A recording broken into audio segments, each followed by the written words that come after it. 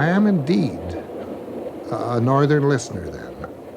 And the pity of it all is I'm not always able to select what I want to hear. I hear what other people inflict upon me.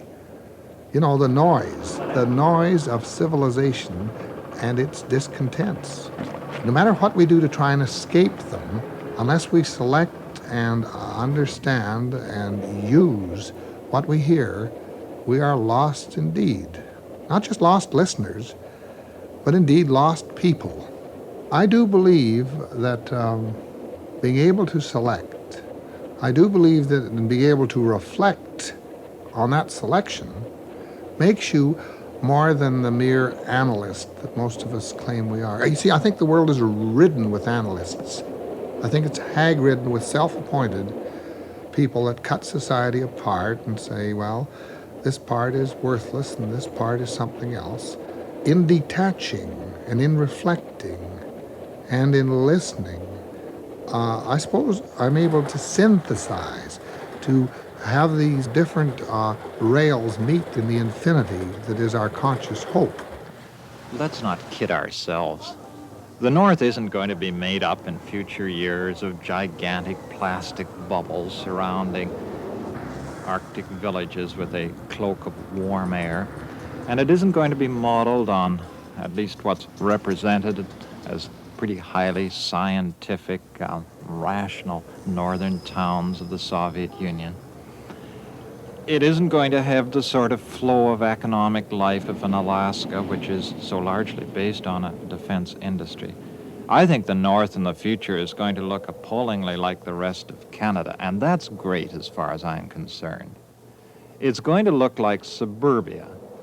All the things that we deplore about suburbia, the silly Western ranch-style I would think these split-level towns, these bungalows communities would be built for the North and not for the absolutely suburbs of unfitting Toronto, for as most of the climate communities in the North Toronto, are at the Montreal, present time. are absolutely unfitting Once we get the for jumbo climate jets and we get a few of the world's ills sorted out, That's what I we're would going to expect go on that in the summer the North This is would the become a vast Canadian way. outdoor playground. Maybe We keep just getting this because lovely I'm, idea, which the Department getting of to be Indian a Affairs and Northern retired Development's man, I'm pursuing, that looking at the world a all of little a sudden all the conservatively. wagons are going to line up along the 60th parallel and we're going to have a land rush. Argosies of magic sail in You the know, North. all of I a think sudden that people are gonna we're going to rush in. have We've to had two adapt films from made what's being developed recently, for the rest of North by the America propaganda arm or of for the the government, rest the of the National world. Film Board on the accessible Now, mall. these Shows adaptations all are often quite considerable. stores, supermarkets, But with nightclubs, houses, and hospitals in kind the of North, attention just to show that it's like the rest of Canada. Well, my feeling is that if it's like the rest of Canada, why should anybody go there? The North, Alaska, Northwest Territories, and Yukon lie between three densely populated areas: North America, United States, and southern Canada, China and Japan, and Northwest Europe. And right in the middle, plump, is this vast outdoor recreation area. This will be a place where people can actually sort of come and enjoy this. This is recreation, recreation, the chance to be alone, to be quiet in the North, which we desperately need in this rat race urban civilization. I'm a town man, I'm afraid. The chance to be alone and to be quiet with one's friends and one's all the family. North can afford, so that's what they get. I wonder if things are really going to change that much in the future. We're not going to do really dramatic things like spending $100 million for a whole new approach to community living up in Resolute Bay. We're not going to build a kind of Arctic version of habitat around Tuktoyaktuk. We're not going to do so because that isn't quite the Canadian way, as well as for the very practical reason that the first government that suggests such a $500 million expenditure is going to find that the Treasury Board removes it from its next year's estimates in the first cuts. No, the general process of Canadian development, I think, is going to carry on in the North. We're going to do things that are dramatic in a way. We've already done things that are dramatic in the sense that we've had oil wells being drilled in the most inconceivable of places, virtually in the shadow of the pole. That's dramatic, all right. How many Canadians know about it? How many Canadians even know about such a dramatic story as running a telegraph line down that whole Mackenzie River, done in silence, while we're still looking at sixth-run movies about how they did it in the American West? Ye gods, we've done things in the North. But what we're not going to do in the North is things which in the Canadian context are a bit phony.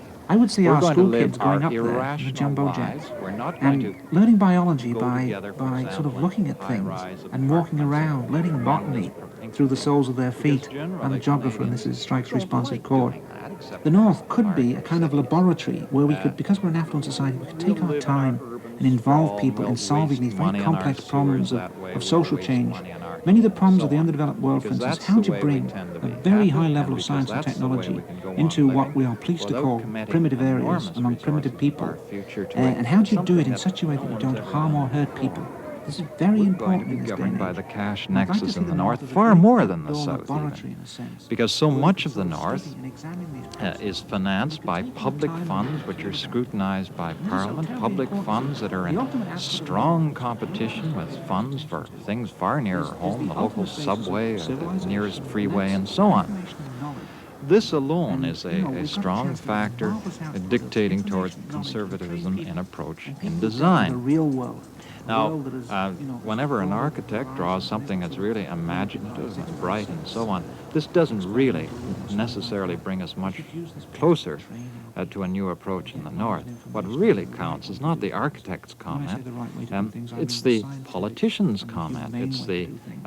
administrator's I'm talking to a comment, Russian, above as I all, have it's the been, or I'm talking to a taxpayer's Dane, or I'm comment. talking to an American, and I'm talking But about the for North. most I'm Canadians, talking the about other common problems. 99.1%, I'm not talking about what there isn't happens in much Vladivostok or what happens in Fairbanks or what happens in Inuvik. I'm talking about common problems, and I'm admitting, as they are, that we know so very little about this spaceship Earth.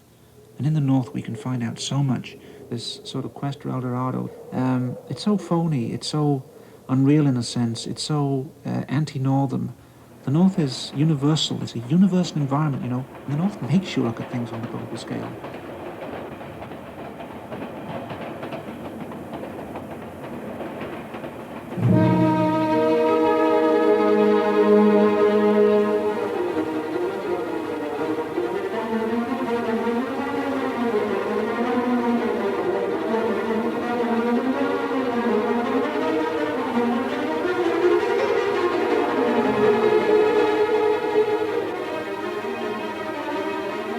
In any case, this man has just told me that this is what he's about to do. Now then, I have to answer in kind. Surely I have to tell him how I came to get stuffed away up there. Whoa. Now this is a little harder, isn't it? Because here's a man that's got to live with himself. You must treat him tenderly. You can't let him have the North all in one barrel, so to speak. So what do you say? Well, what do you say? I suppose you sort of try and become truthful with yourself. This is tough.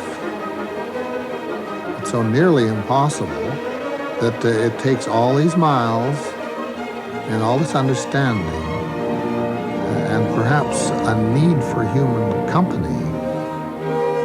I'm just guessing now. This is hard to get at. Now, most of us have got a built-in sense of direction. This need have nothing to do with north or with any direction that is physical. We all have a gyro compass that gives us inner direction or a sense of possible purpose, certainly a sense of awareness that we don't properly understand ourselves. Now, this gyro compass I talk about is directional in this way, that it points us to a direction, but it rarely recognizes the landmarks.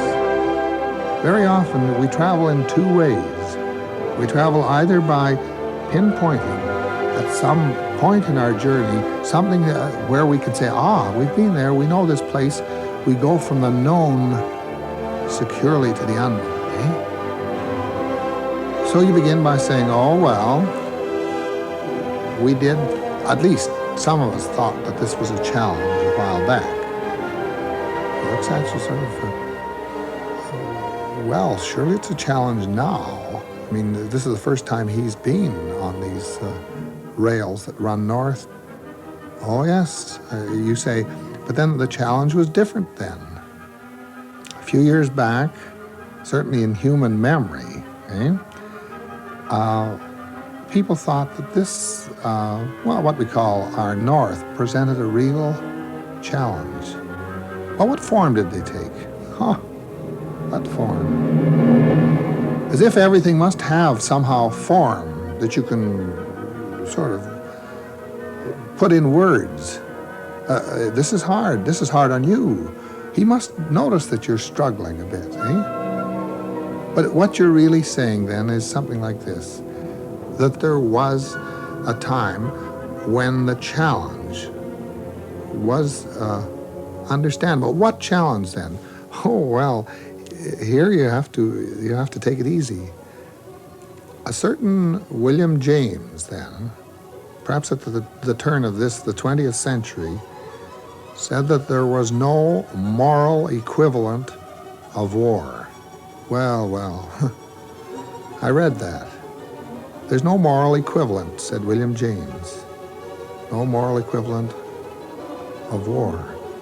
That is that there's nothing like war for providing something for you to be against. Apparently, very few of us can afford to be for something. Apparently, all of us can afford to be against something. All right, then. So I can tell this chap, this research chap heading north for Churchill, that we can all be fellow men when we know what we're against. But what are we against in this situation where we're rolling north these endless miles of steel, the clickety-clack of the rails, the punctuated monotony of the telegraph wires outside the day coach window, this and that make us at least fellow humans? Well, I'm almost I find it impossible to get this over except to say to this chap who is bound to listen because the miles are bound to stretch out and the night is going to fall endlessly, it seems. There's going to be a little place called Piquetinay at mile 214, and he'll wonder why the train is standing this long at that lonely spot. And the darkness of night's going to surround him, and then we're going to back up, and he's going to be twice perplexed. And in order to answer his perplexity, I'm going to say, the common enemy of both of us, whether it's now or yesterday or forever, you know? I suppose the common enemy is Mother Nature. Mother Nature. Oh, he says for us. Because he's willing now to be a fellow traveler in of my imagination, eh? So I go on to say that the North is the war, that you can afford to be against Mother Nature if only humans make it possible. Well, he asks, what's wrong with that? What's good about that or bad about that? Well, I said, there was a time, believe me, in living memory again, when humans used to combine against Mother Nature, not only because they had to, but because in a sense there was a cleanness, a sureness, or a definiteness about coming up with Mother Nature that is lacking in our rootless pavements, in our, big city anonymity. He shrinks from this, and he's got to listen, though. See, remember, the train is barely pulling out. How many hours there are left in his mind, I've no idea. But perhaps he hasn't any idea either. Well, now, of course, I get into a complaining mood shortly after this. He looks at me questioningly, and my patience perhaps with myself, runs out. And I say, yes, but that's, as I say, the North that was. No longer do humans combine to defy, or to measure, or to read, or to understand, or to live with this thing we call Mother Nature. Our number one enemy, instead of being Mother Nature, is, of course, human nature. It's crept stealthily from the south not necessarily by steel. All these long and endless miles that we've sort of passed. And now it's infecting.